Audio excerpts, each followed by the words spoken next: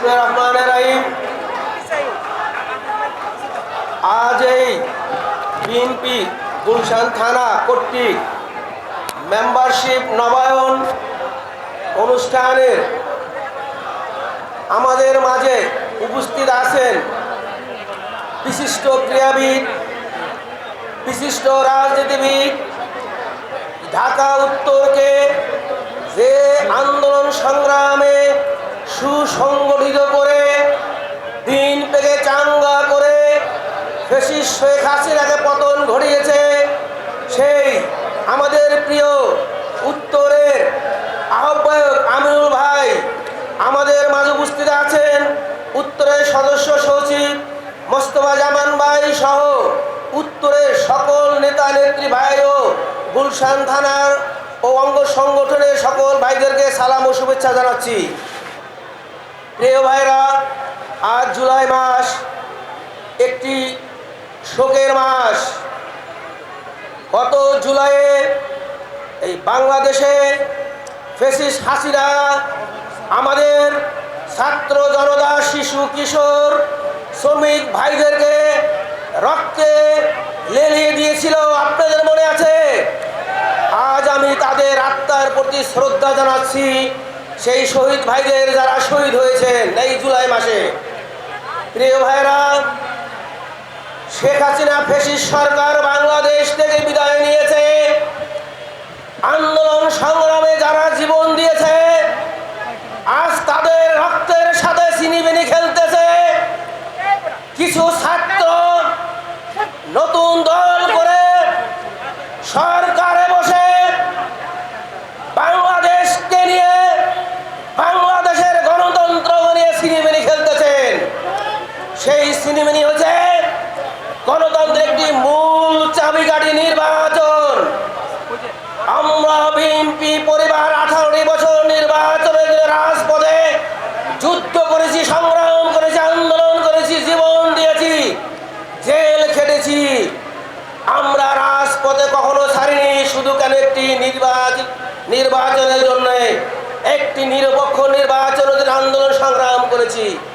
আর বর্তমানে ওই ছাত্ররা একটি সরকারের সহযোগিতায় নতুন একটি দল করে বাংলাদেশের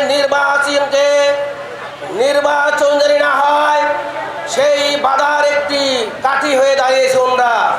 ওনরা জানে বাংলাদেশের নির্বাচন হলে ওনাদের কোনো অস্তিত্ব থাকবে না, কারণ ওনরা ওই শহীদের রক্তের সাথে বেঈমানি করেছে। আপনারা জানেন 71 সনে বাংলাদেশ স্বাধীন হয়েছে লক্ষ ভাই বোন মা বোনের রক্তের বিনিময়ে। আমরা একটি বাংলাদেশ স্বাধীন মাতৃভূমি পেয়েছি। আজকে ওনরা বলতেছে বাংলাদেশ নাকি স্বাধীন হয়েছে নতুন করে। স্বাধীন বাংলাদেশ একবারে হয়েছে, স্বাধীন বারবার হয় না। এবারের আন্দোলন সংগ্রাম ছিল গণতন্ত্রের লড়াইয়ে, একটি সুষ্ঠু নির্বাচনের লড়াই। সেই লড়াইয়ে আমরা ফ্যাসিস্টদেরকে বাংলাদেশ থেকে বিদায় করতে পেরেছি। বাট আমাদের সার্থকতা এখনো ফিরে আসেনি। যতদিন পর্যন্ত নির্বাচন না হবে, ভোটের অধিকার বাস্তবায়ন না হবে, ততদিন পর্যন্ত কোনো বাংলাদেশে গণতন্ত্র পূর্ণ প্রতিষ্ঠা হবে না। প্রিয় ভাইয়েরা, বর্তমানে কিছু সংখ্যক সরকার ও সরকারের আশেপাশের লোক বিএনপিকে বলে আমরা কেন নির্বাচন করি। আমরা শুধু দিনভর বলে সংস্কার। আপনারা দৃঢ়তার সাথে বলেন 11টি মাস পার হয়ে গেলে একটি সংস্কার হয়েছে? দৃশ্যমান একটি সংস্কার দেখাতে পারেনি বর্তমান সরকার, শুধু টাইম ক্ষেপণ করতেছে। আপনারা জানেন সংস্কার করতে 1 মাস লাগে, যদি সংস্কার উনি করতে চাইতেন। বিগত 3টি তত্ত্বাবধায়ক সরকার বাংলাদেশে এসেছে, 3টি সুন্দর নির্বাচন উপহার দিয়ে গেছে। 90 দিনে একটি নির্বাচন হয়েছে, আপনারা জানেন, মনে আছে? সকলে মনে আছে না ভাইরা? যদি 90 দিনে নির্বাচন হয়ে থাকে, তোমরা কেন 11 মাসে নির্বাচন দিতে পারোনি? তোমরা কেন সংস্কার করোনি? তোমরা ধান্দাবাজি শুরু করেছো। প্রত্যেকটি সরকারি অফিসে, প্রত্যেকটি সিটি কর্পোরেশনে দেখবেন 10 জন 15 জন করে এই যে নতুন দলের ছেলেরা বসায় রাখে, এজেন্ট বসায় রাখছে। কোথায় কাকে চাকরি দেবে, কি কাজ হয়েছে পোস্ট ভাগাভাগি করবে, কোথায় থেকে কি টাকা কামাবে, এটাই তাদের বর্তমান ধান্দা হয়ে গেছে। আরে ভাই, তোমরা ইউনিভার্সিটির 10 জন 12 জন ছাত্র কোথায় ছিলা? তোমরা কি সেখানে সামনে দিয়ে দাঁড়াইছিলা? আপনি দেশ ছেড়ে যান, নাহলে আমরা শহীদ হব। ইউনিভার্সিটির ছাত্র সে জীবন দিছে, সমস্ত প্রাইভেট ইউনিভার্সিটি যেগুলো আছে প্রত্যেকটা ছাত্র জীবন দিয়েছে, রক্ত দিয়েছে, কিন্তু ঢাকা ইউনিভার্সিটি কিন্তু একটি ছেলেও মারা যায় নাই। আপনারা ঢাকা ইউনিভার্সিটির ছেলেরা ফেসবুকে বসে রাজনীতি চালাইছেন, আমরা জানি না।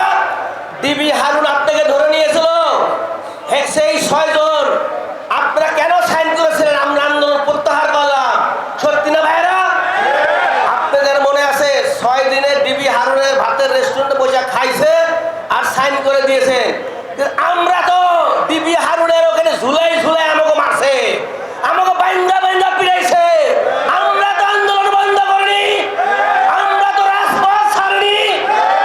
আজকে আপনারা বলতেছেন আপনারা স্বাধীন করেছেন, কোথায় ছিলেন 18 বছর আপনারা? এই আন্দোলন ছিল ভোটের আন্দোলন, এই আন্দোলন ছিল গণতন্ত্রের আন্দোলন, এই আন্দোলন ছিল বাংলাদেশে যে ব্যাংক বিমা লুট করেছে সেই আন্দোলন, এই আন্দোলন ছিল আইন শাসন ভেঙেছে সেই আন্দোলন, এই আন্দোলন ছিল বাংলাদেশের বিচার বিভাগকে নষ্ট করেছে শেখ হাসিনা সেই আন্দোলন।